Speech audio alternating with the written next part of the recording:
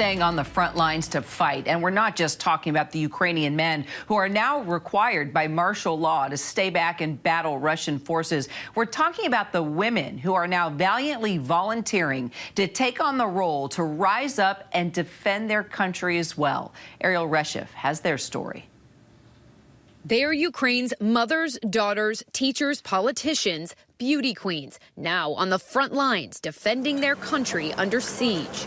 When Russia declared war on us, on Ukraine, and this is when I decided to arm myself, and this is when I got my Kalashnikov, and for the last 5 days, I spent trying to learn to use it. Ukrainian Parliament member Kira Rudik going viral for her post bearing arms, preparing for the raids in Kyiv. We've given away like 20,000 Kalashnikovs, and mine is one of them. Men are required by martial law to stay back and fight the Russian invasion, but many women are foregoing the chance to leave. I was helping my husband to pack for a war, you know, like T-shirts, underwear, weapons.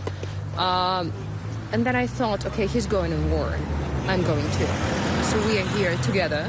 And there is Anastasia Lena, a former Miss Grand Ukraine. Photos of her on Instagram in fatigues, rifle in hand. Underneath, patriotic hashtags. One video in her story with the caption, "Training, the invaders will die on our land. All world, see this." Alina Miskar remaining in the outskirts of the capital Kyiv, needing provisions for citizens and soldiers alike. Talking with us from her darkened home, lights off for safety. We decided to bake bread for our soldiers, so we bake it for free. In case we are needed, we shall help. Women of Ukraine hoping that, like them, the world will take notice and take action. We will now have a generation of children who know what war is, who will know to go down to the bomb shelter after when the siren is alarmed. This is what makes me very angry, and this is what empowers me.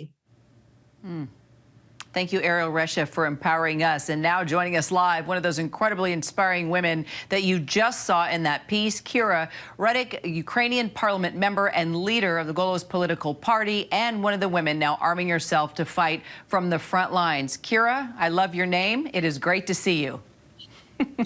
Hello, Kira. How are you doing? I love your name as well. We already are bonded. I love it. On a very serious note, though, I'm curious, have you ever owned a gun before? Have you ever fired a gun before? And are you ready for that? So I have never owned a gun before, and I have never fired a gun before. And right now I'm training because the situation gets more and more complicated, and I'm very sure right now that at some point I will have to use it. Though Russia didn't have any luck in our country for the last 5 days, they are going to be raising stakes, and we just have seen it. So just an hour ago, the peaceful discussions and negotiations finished, where both sides went to do the consultations with their parliaments. And right after that, we experienced the most severe shelling of Kyiv and the neighborhood that we ever had.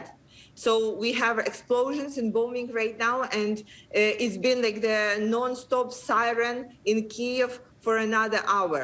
And the siren means that you have to get to bomb shelter and you have to actually hide. So, Kira, put into perspective, when do you think you may have to use that firearm? Is it going to be protecting the parliament? Is it going to be protecting where you sleep at night? Describe to me I know you have to be careful, but your surroundings if you can, and at what point you think you may have to use it. So I don't think it will be protecting the parliament. Parliament is very well protected. However, right now I assembled my resistance crew, which consists of 15 men, and there are more to come. And we are getting ready to, first of all, help the army to patrol the cities, and second, to protect ourselves when the Russian army will be invading full scale. So what we learned today after these peaceful negotiations is that Putin will be regrouping. He used this time to regroup and gather more power, and he will be coming into Kiev. So how does the modern warfare look? It's not like we used to watch, on the old movies from the Second World War, where the parade is going through the central square, and then people are saying, "Oh, now you have been conquered." No, it's like a very different. It's after each of like shellings like this, there will be smaller groups of Russians coming into city, armed ones coming into city from a different sides. There will be groups of 2-3 people. They will be armed or they will be in the car. They would hope for the mess that the shelling created, and that people will be very much afraid to go out. And they will then set up their next places where they will be able to help the next ones to get in. And this is why we need the resistance like ourselves. This is why we need the groups that will be helping with neutralizing these kind of groups. So, Kira, why women? Why is it so important to have women a part of this fight? I mean, we're moms, we have kids, we have those responsibilities as well. So speak from the heart here and why you think it's so important to women to jump in on this as well. Well, first of all, it's like on a personal level for women, it's so important to have the same right to protect our home and the city and the country. And I'm so happy that we are not denied this right. And second, about being mom and being a protector of the family, like people are asking me, am I afraid? And I'm saying I'm not afraid, I'm super angry. And I'm angry because we tried for Ukraine has been independent for 30 years.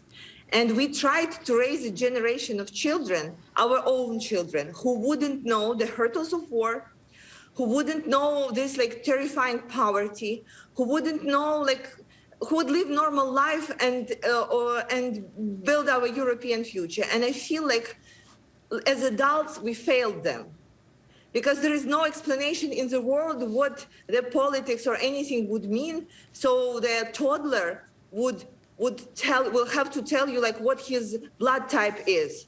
And I have my friend child whom she was saying, Vladimir, tell me what your blood type, and the kid is, 2.5 years old, and the kid is going, so what in the world needs to change so we will raise a generation of children who would, have you seen what I was showing? The kid was doing like this. So she taught him, showing his blood type. Wow. And wow. And this is what is there in the world that is so important, that we will have a generation of kids who already know to go to the bomb shelter when they hear the siren. What is so important in the world that we have already have a generation of kids that already have this trauma, who know to hold up to their small backpack. Pink for girls and blue for boys. Because there are all the documents and all the written information about them. So in case of emergency, they will be able to use it. This is so heartbreaking that you cannot be afraid or upset about it. You just get so angry, because even the soldiers who are coming to our land, they cannot explain why did they come and what is the purpose, why do they want to destroy us. They were told that they will be liberators. They were told that they will come here and people will greet them as the ones who are bringing them unity with Russia. And they were really, really wrong, because Ukraine is resisting. But it all doesn't change the fact that it is already hurt so many families, so many children, so many adults who... Well, you are not only standing up for yourself, standing up for women. You are standing up for families. You're standing up for your people. You are standing up to these Russian forces, and we reported on that yesterday. Troops heard on radio calls, not sure why they're there, and don't understand why they've been told to kill people. But you bring up a good point. These kids are going to learn what it means to protect their freedom, what it means to fight, and what it means to protect their freedom. And Kira, I just want to stay in touch with you. Follow what you're doing. We admire you. You inspire us, and we're with you. We're with you all the way. Kira Rudik, we appreciate your time so much. Thank you so much. Hi, everyone. George Stephanopoulos here. Thanks for checking out the ABC News YouTube channel. If you'd like to get more videos, show highlights, and watch live event coverage, click on the right over here to subscribe to our channel. And don't forget to download the ABC News app for breaking news alerts. Thanks for watching.